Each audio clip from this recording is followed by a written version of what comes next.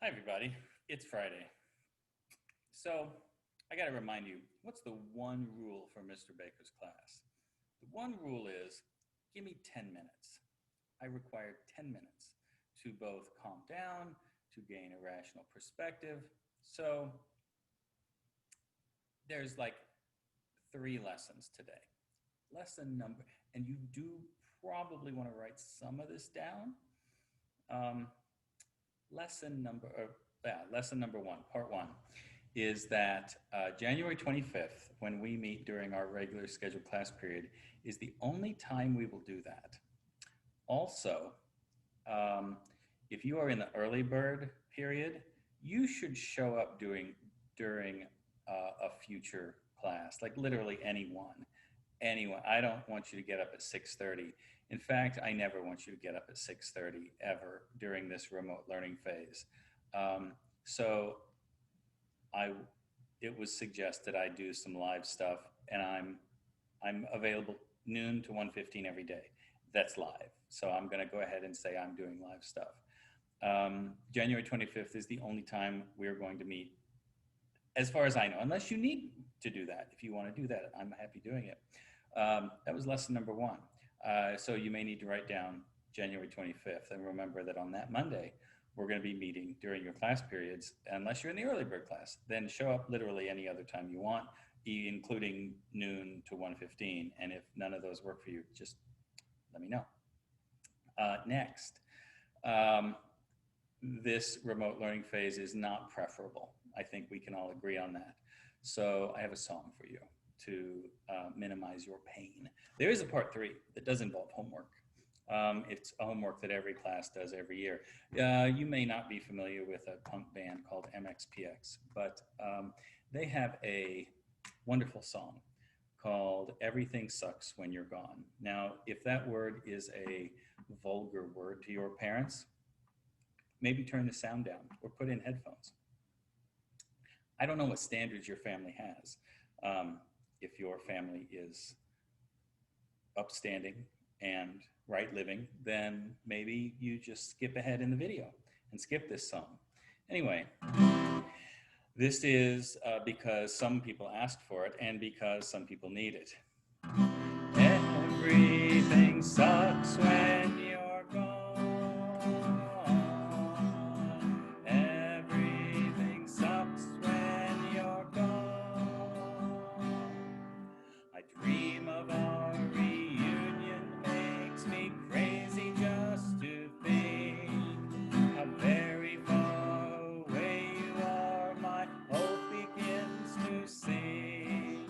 Today you're still not with me, and tomorrow you'll be gone. You're in my heart and on my mind. I will bring you along. Everything sucks when you're gone.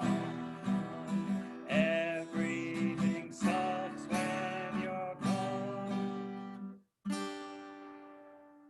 Which is true. I enjoy teaching with people in the room, and you're no longer in my room. So I think the truth of that ballad speaks for itself. If you're interested in the original, you'll have to look up a band called MXPX. Let me get the guitar situated. Okay, so next, we are considering the poem by Rudyard Kipling called The White Man's Burden.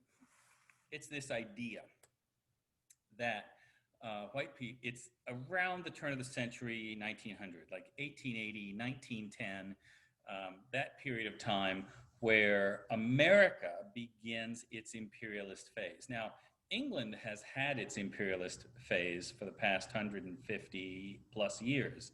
In fact, they created a global mercantilist empire. As you know, you'll need to remember that mercantilism is a belief that a positive balance of trade makes a nation strong.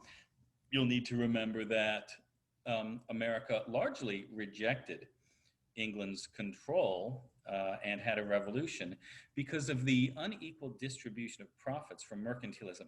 Yeah, taxation without representation, that's because it's easy to teach. Simple people teach simple things, and simple people learn simple things.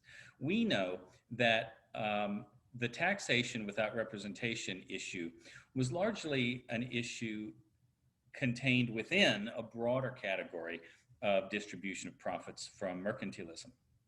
When the navigation laws were put into place, when England wanted exclusive trading rights, when England started taxing things after salutary neglect, we really didn't like that because we had been engaged in an independent trade network of our own. And England came back after salutary neglect and said, no, it's actually all ours. And we're looking at the moon being like, wait, it was all English mercantilism? And they're standing behind us saying, yeah, it always was. So I should make that meme. Anyway, when we get to the turn of the century around 1900, America has had an industrial revolution. We are producing an awful lot of stuff. As you know, we're growing crops at a record pace. We're putting soil under the plow, and we are just producing all sorts of stuff. And who's going to buy it? We have to find foreign markets. If you didn't write that down, stop the video, go back and write it down. The consequences of the Gilded Age, where we engage in a growth of manufacturing. By the way, the laissez-faire economic plan worked. Business growth was amazing. Now, it did lead to the Panic of 1893. It did collapse our economy, lol, finger guns. But we did start manufacturing an awful lot. And so to find markets for those goods, we engaged in mercantilism. And that began in 1853 when Commodore Matthew Perry sailed into Tokyo Bay and forced the Japanese to trade with us. We will expand into other areas: Cuba, Philippines, Guam, China, notably. South America, we'll establish what will be known as banana republics. It's a pejorative term. That means an insult, but that's what they were called. So around that time, a British guy named Rudyard Kipling writes a poem called The White Man's Burden. And he is attempting to describe what it's going to be like when the Western mercantilists that he's observing, that includes the British, mostly the British, and maybe the Americans, engage in this overseas mercantilist imperialism. So there is another triangle for us. That you should draw this. Draw a triangle, please. At the top is mercantilism. On the right side of the triangle is imperialism. On the left side of the triangle is scientific racism. Now, we've talked about all three of those. Scientific racism is the idea of Darwin's concepts of survival of the fittest, but translated into social terms. And it's not possible to do so accurately.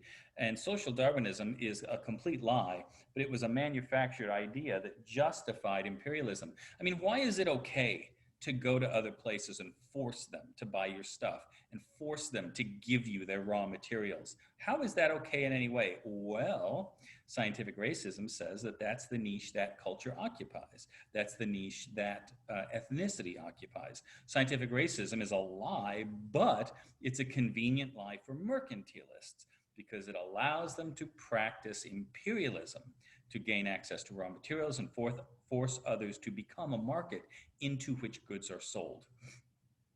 Holy cow, you got to go back, maybe watch that portion of the video again. That's critical for our understanding of the future and this poem that you have as an assignment today. We're going to talk about that triangle a lot in the near future. So Kipling writes this poem called The White Man's Burden, and he's warning of the problems with empire, the problems you may encounter if you are a mercantilist who practices the white man's burden, this idea that it's necessary and beneficial to take your supposedly superior white culture as Englishmen to supposedly inferior foreign cultures. But as you know, indigenous people have indigenous solutions to indigenous problems, and there's nothing weird about that. They didn't need any white savior to come along and fix their problems, like in the movie Avatar, or Dances with Wolves, or literally any other movie that has white people in it.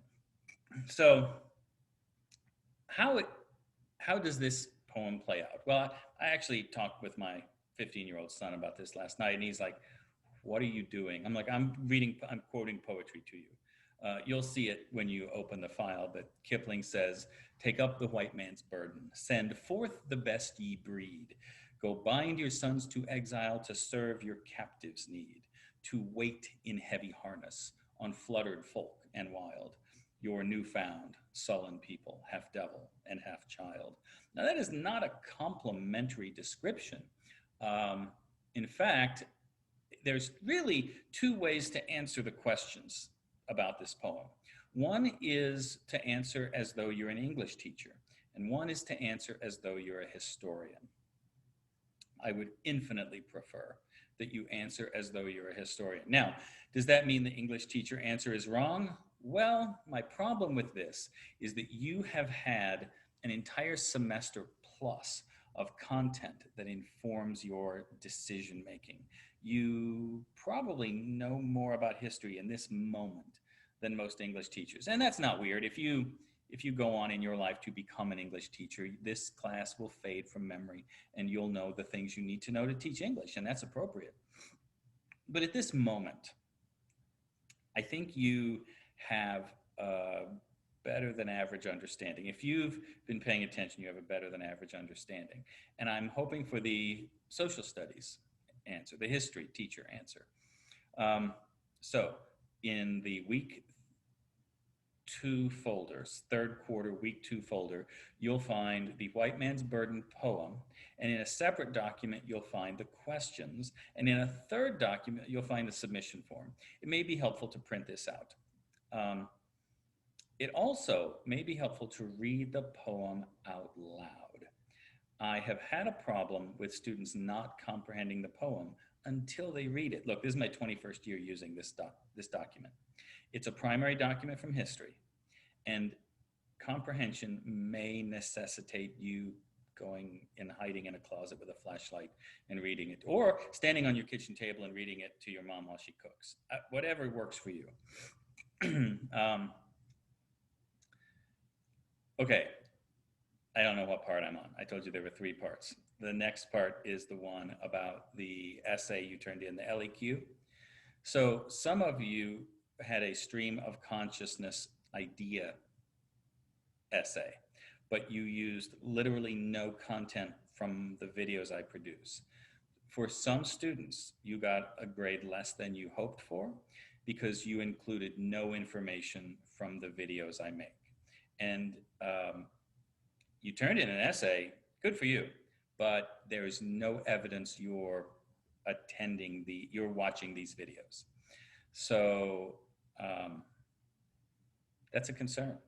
Just pointing it out that you're going to fail. And there's not a threat. I'm just saying that if you're not doing the work, which is watching these videos and taking notes, then it becomes evident in the essays. And I worry about you.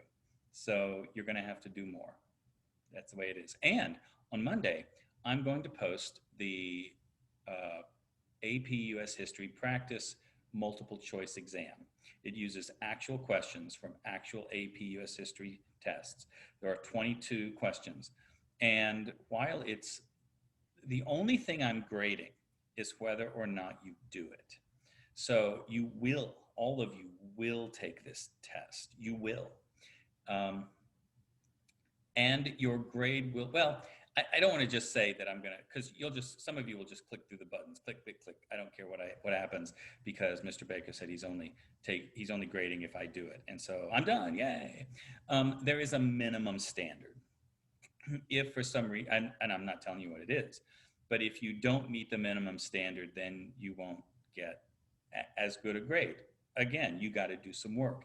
And this 22 question multiple choice test will probably take you an hour. Plan an hour on Monday, somewhere in your day.